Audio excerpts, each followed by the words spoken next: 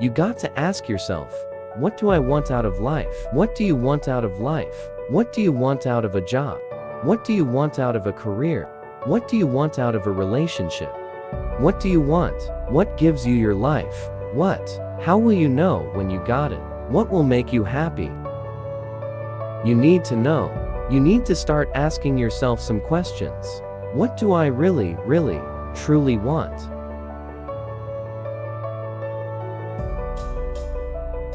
You envision something.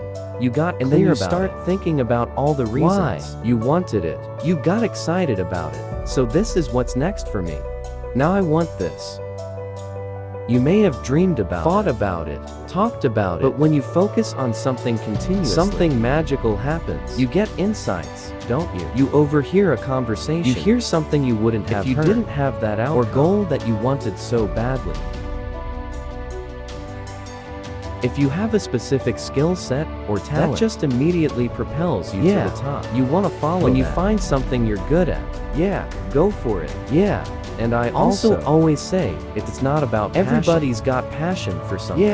Don't follow your passions. Follow your efforts because people say, you know, I was passionate to play basketball. All of a sudden I was gonna be good at it. But I found myself being really curious about business, being really curious about technology, and that curiosity is really what drove me. Sure, if you're young today, curiosity is great. Always learning and trying to find new things. Be curious about new things. Cause that's what leads you to the trying path. To figure out in advance. That's hard cause you don't know what you don't know. You have to have an emotional investment in what you're doing. If you don't love what you're doing, failure is pretty much guaranteed. Success is not guaranteed by any means, but failure is much more likely if you don't love what you're doing. Your life would feel better and richer. If you had a goal, you chase that goal. You accomplish something. You would get this boost of confidence. You get this boost of self-esteem. Whatever it is that you're into doing. Maybe you're into drawing comic Maybe you're books. Into making pottery or sculptures. But find whatever that is, and pursue that instead of doing nothing. Now is the time to take risk. You don't have kids as you get older. Your obligations increase, and once you have a family, you start taking risks, not just but for yourself. Your family as well. It gets much harder to do things that might not work out. So now is the time to do that. Before you have those obligations. So I would encourage you to do something bold. If you want to control your own destiny, you work for yourself. That's how it works. I'm trying to inspire those of you who are on the tipping point. Take the chance. You're young. Go for it. There's nothing better than being able to wake up in the morning, 10 years or 20 years from now, and do whatever you like.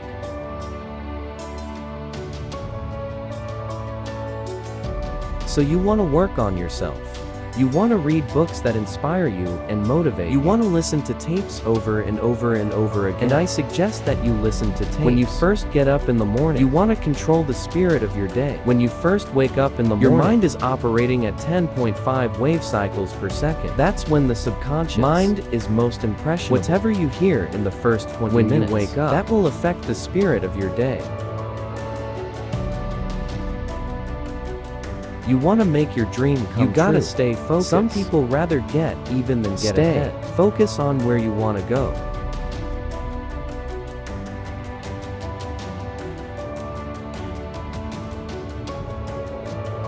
There's no other way around it. If success is the result that you are ultimately seeking, you must be obsessed with the process. You have no time to let fear, doubt, failure, quit negative thoughts, or give up. Enter into your mental. See, you have massive potential. So from the moment you open your eyes in the morning, your mindset has to be win. Meaning, winning that particular morning and carrying that winner's mentality with you as you enter your classroom. So what? The person to the left of you is pessimistic. The person to the right of you is zoned out. Yes, you can only be concerned with staying locked in. Because she refused to let the aura of your classmates or classroom enter into your mental space. C. This race is won by the one that can distance herself from the rest of the pack. And those are facts. So I need you to realize that there will be bad days. There will be times that you feel you have no earthly idea what your teacher or professor is talking about. But what you will never, ever do is throw a pity party. What you will never, ever do is tap out. What you will never do is concede and throw in the towel. What you will do is knock on, visit her door and say, listen, I only have one option, and that is success in your class. But right now, I'm confused about the lesson you taught today, and I need clarity, and I need it now. I guarantee, if you are passionate about wanting to achieve success in that class, he or she will bend over backwards to help you. But if you settle for mediocrity and never say anything, you are setting yourself up to fail. And failure, my friend, is not in your DNA. I promise you're not the first person to question whether or not they have what it takes at a high level. I promise. You're not the first person to feel they are underperforming. I promise. You are not the first person to feel the brain is about to explode. Listen to me. Those that can push through, no matter what storms arise, or in the small minority, that small percentile of those that ultimately break and make their goals and dreams a reality. So the reality is this. You were born with everything. You need to pass every class with flying colors.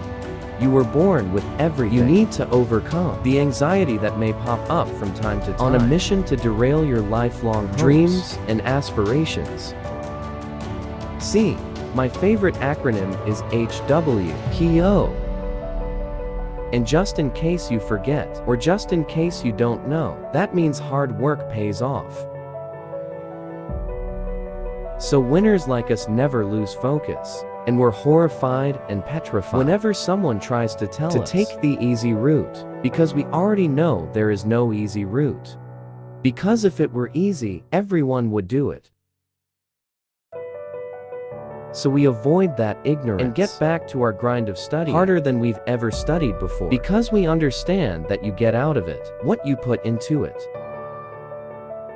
So we pour our heart and soul into our homework. We pour our heart and soul into studying for exams. That way, we sleep like a baby, because we know in our heart of hearts that we have put every ounce of our being into our work, and therefore, success is a foregone conclusion.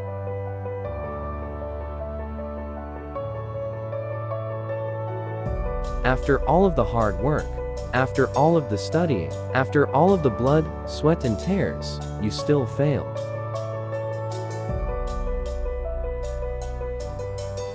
And never forget this, you never fail. You never lose, you only learn. See, life will knock the mess out of you when you least expect it.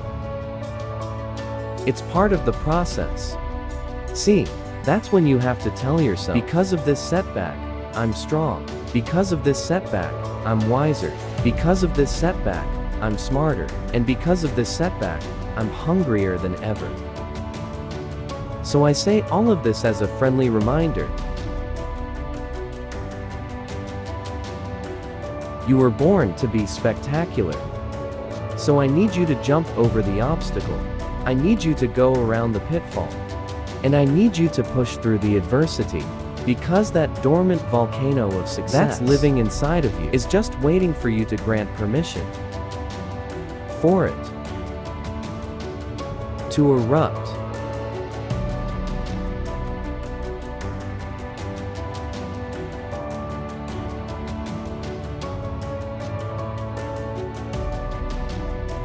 People always wondering what the next step in life is. And I say life's a little bit like a maze, till you walk down one hallway and try to open the door. You don't know if it's a dead end or not. And people are trying to sit back. And that's where the procrastination comes in. And look real far down the hallway, and I'm like, just walk. Small and steady wins the race. What's the fastest way to change your life?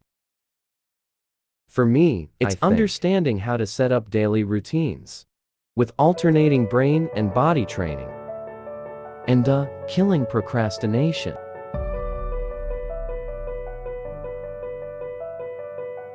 The little win with your family when you feel like watching TV set you up for another win the next day. A little win of getting up at 5 o'clock and running your morning routine set you up for a habit of a 5 o'clock a.m. club. Morning routine, small, daily improvements over time will lead you to stunning result. It comes down to this. I think you have to work hard. Just so everybody knows. We haven't gotten into the subject yet. Working hard is the cost of entry to anything, you know. 0 people that are successful that don't work their face off. You know 0 people. Now, they may have money. Cause mommy and daddy made money, but people that actually built their own success. You know 0 people that have had success that did not put in obnoxious amount of work. What's the most important key to success? I think it's hunger. It's not getting satisfied. A hunger that doesn't go. A hunger to grow. A hunger to give. A hunger to create breakthroughs. Most people are hungry till they make a certain amount of money. They get comfortable. There's nothing wrong with that. But it's not about the money. It's not about the business. It's about your growth. Cause every one of us either grows or dies. What's it take to be happy? I say one word: progress. Progress equals cause happiness. Achieving a goal feels good. For how long? A week, a month, 3 months, and then there needs to be something else. And the reason for something else, you gotta grow.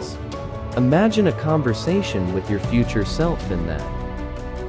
Let's imagine that the you of 20 years from now shows up at your doorstep, and that you is stronger, smarter, wiser, wealthier, healthier, happier, and that you shows up at your door, and it looks at your life and looks in the eye. If that future you was going to give you advice on what to stop, what to start, what's the first thing they would tell you to be or do? Take a step back and think about who we all admire in the world, right? There are all people that punted the system. There are people that practice singing since they were 5. There are people that shot 10,000 basketballs every morning. It's always that. It's always that. 99% of people right now that are playing in the middle. They're playing in a game that was structured for them. The risk adverse they fear, and most importantly, they fear what other people think.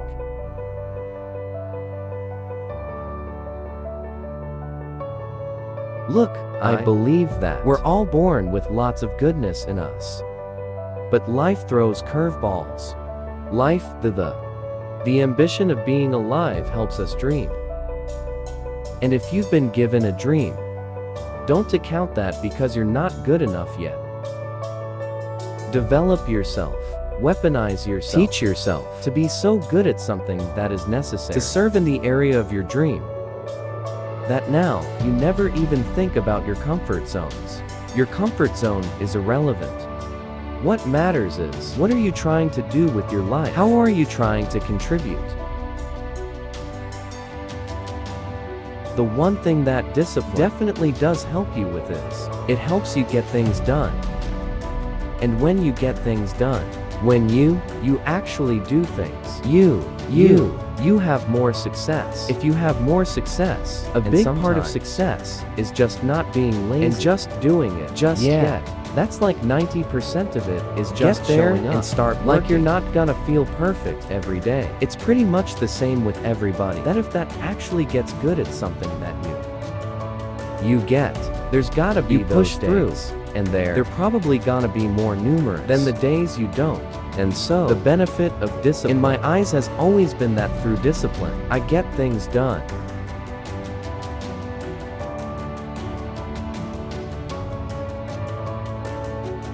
When we try to study, it's tedious. And most of the time, we don't have the energy or the motivation to do it. We don't have the drive. In order to make sure that we can secure our future, and it's difficult because there are many other things that people nowadays would rather be surfing Facebook, Too much people on Snapchat going out to parties. Anything to avoid doing the work. And I think that's the problem that today's society is. The reason we don't have so many, amazing people.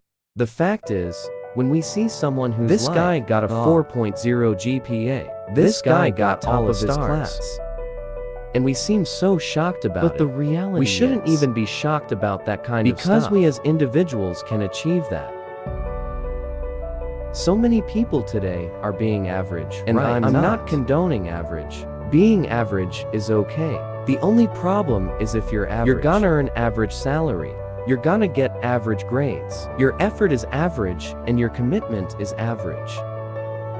But when life gives you a choice, one recommendation to you is, do not take the average route.